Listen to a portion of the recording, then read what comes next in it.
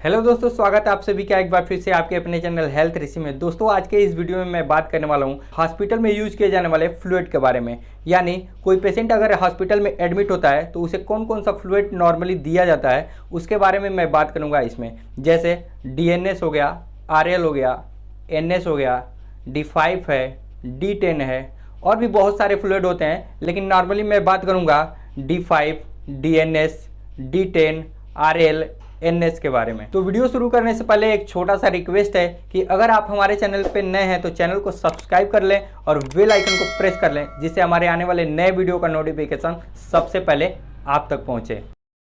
तो सबसे पहले हम बात करेंगे DNS के बारे में। तो DNS में क्या मिला होता है?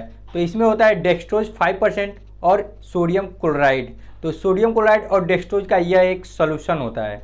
और बात करें DNS के यूज की, तो इसका यूज डिहाइड्रेशन में किया जाता है। यानी आपके शरीर में किसी भी तरह से अगर पानी की कमी होती है तो इसका यूज किया जाता है। यानी जैसे डायरिया में, या फिर वोमिटिंग के द्वारा अगर पानी की कमी है, या फिर एक्सीडेंट में अधिक से अधिक ब्लड निकल जाता है शरीर से, तो उसमें भी फ्लूइड की कमी हो जाती है शरीर में, तो उसमें भी DNS का यूज़ किया जाता है। या फिर इलेक्ट्रिक करंट अगर लगता है तो उसमें भी शरीर में लिक्विड की कमी हो जाती है, यानी फ्लूइड की कमी हो जाती है, तो उसमें भी DNS का यूज़ किया जाता है। और बात करें DNS के डोज की, तो इसका यूज 24 घंटे में 3 से 4 बॉटल किया जा सकता है। और DNS का किस कंडीशन में यूज नहीं करना है? तो डायबिटिक पेशेंट को DNS नहीं चढ़ाया जाता है, या फिर कोई हार्ट का पेशेंट हो, या फिर कोई किडनी का पेशेंट हो, तो उसको DNS नहीं चढ़ाया जाता है। अब बात करते हैं अगले फ्लूइड की। तो अगला फ्लूइड है RL, जो होता है रिंगर लैक्टेट सोल्यूशन। और इसके MRP की बात करें तो इसके 500 ml के बॉटल का जो MRP होता है वो 35 रुपये से लेकर के 50 रुपये तक होता है। और बात करें RL के यूज की, तो इसका भी यूज डायरिया में किया जाता है। यानी इसका भी यूज डिहाइड्रेशन के कंडीशन में किया जाता है, जैसे डायरिया हो, या वोमिटिंग हो, या फिर लूज मोशन हो। तो इस कंडीशन में अगर डिहाइड्रेशन होता है तो उस कंडीशन में RL का यूज किया जाता है। और दूसरा जो इसका यूज है, किसी पेशेंट को अगर सर्जरी हुआ है तो उसमें अगर ब्लड अधिक मात्रा में निकल गया है तो उसकी रिकवरी करने के लिए, यानी शरीर में फ्लूइड की रिकवरी करने के लिए RL का यूज किया जाता है। और RL का यूज डायबिटिक पेशेंट के लिए भी किया जा सकता है। शुगर के पेशेंट को अगर RL चढ़ाया जाता है तो उनका शुगर लेवल नहीं बढ़ता है।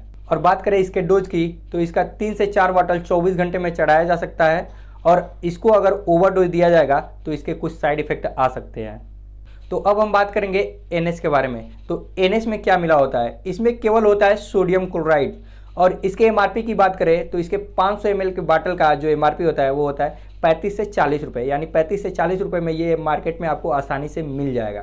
और बात करें NS के यूज की, तो इसका यूज घाव को धोने के लिए भी किया जाता है, या फिर कोई इंजेक्शन अगर पाउडर फॉर्म में है तो उसको घोलने के लिए भी NS का यूज किया जाता है।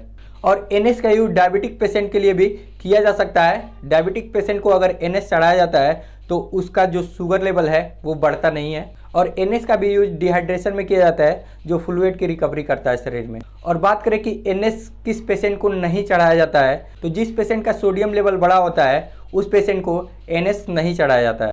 या फिर जिन पेशेंट का BP हाई रहता है उसके लिए NS का यूज नहीं किया जाता है। और अब हम बात करेंगे D5 और D10 के बारे में। तो इसमें डेक्सट्रोज होता है। तो D5 जो होता है उसमें डेक्सट्रोज 5% होता है, और जो D10 होता है उसमें डेक्सट्रोज 10% होता है। और बात करें इसके MRP की, तो 30 से 35 रुपये में यह मार्केट में आसानी से मिल जाता है। और अब हम बात करेंगे इसके यूज के बारे में। तो डेक्सट्रोज एक कार्बोहाइड्रेट होता है जो हमको तेजी से एनर्जी देता है। यानी इसका यूज कमजोरी को दूर करने के लिए किया जाता है। और अगर चक्कर आने की समस्या है तो उस कंडीशन में भी डेक्सट्रोज 5% या 10% का यूज किया जाता है। या किसी पेशेंट का BP लो है तो उसका BP बढ़ाने के लिए भी डेक्सट्रोज का यूज किया जाता है। और अब बात करें कि किसको D5 या D10 नहीं देना चाहिए, तो शुगर के पेशेंट को D5 या D10 नहीं चढ़ाना चाहिए, क्योंकि डेक्सट्रोज कार्बोहाइड्रेट होता है और इसको जब चढ़ाया जाता है तो जो भी डायबिटिक पेशेंट होते हैं उनका जो शुगर लेवल है वो बढ़ जाता है। तो शुगर के पेशेंट के लिए इसका यूज नहीं किया जाता है। और बात करें सभी फ्लूइड के साइड इफेक्ट के बारे में, तो कोई भी फ्लूइड हो अगर ओवरडोज दिया जाएगा तो उसका कुछ साइड इफेक्ट देखने को मिलेगा। तो ये था हॉस्पिटल में चढ़ाए जाने वाले कुछ नॉर्मल फ्लूइड के बारे में। आई होप कि ये वीडियो आप लोग को पसंद आया होगा। अगर ये वीडियो आप लोग को पसंद आया हो तो वीडियो को लाइक करें, शेयर करें, और ऐसी ही जानकारी पाते रहने के लिए हेल्थ ऋषि चैनल को सब्सक्राइब करें।